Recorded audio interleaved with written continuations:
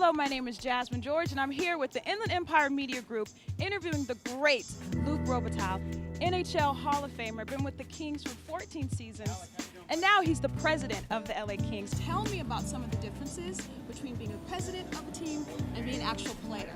Well, you know, when you're a player, what's fun is like if you have a bad day, which means it's a bad game, the next game, if you get a couple goals and a win, everything is back. And usually in business, it's a lot different. You know, if you make a mistake or you have a bad day, it usually will take about 4, 5, 6 months to fix a mistake. So you got to be a little bit more patient on fixing your problem. Tell me about, you were inducted in the NHL Hall of Fame. Talk about that experience. It was, it's like, you know, I was a kid and I just wanted to play a game, and I wanted to fulfill my dream. And then one day you retire and you just work hard every day. You don't think about it. Next thing you know, you go amongst all the great you idolize, and it was very overwhelming for me. It was something very special, and it's not something I expected, so it was certainly something that was just like, it's a memory you'll take forever. Do you have a classic car now?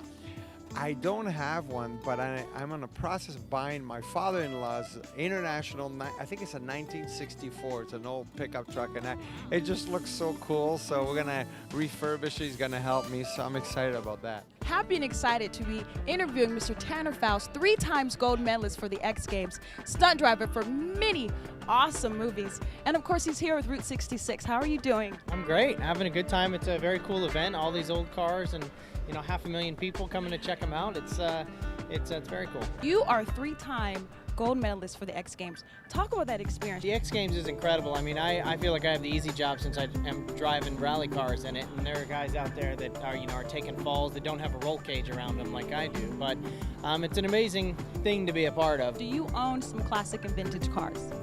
I have one old Porsche. It's not an American car, an old German car. That was the car that my dad bought when I was growing up. And finally, I bought it from him before my little brother and sister could destroy it. So it has kind of sentimental value, and I always thought it was the greatest car in the world growing up. And you know how that is when you're a kid.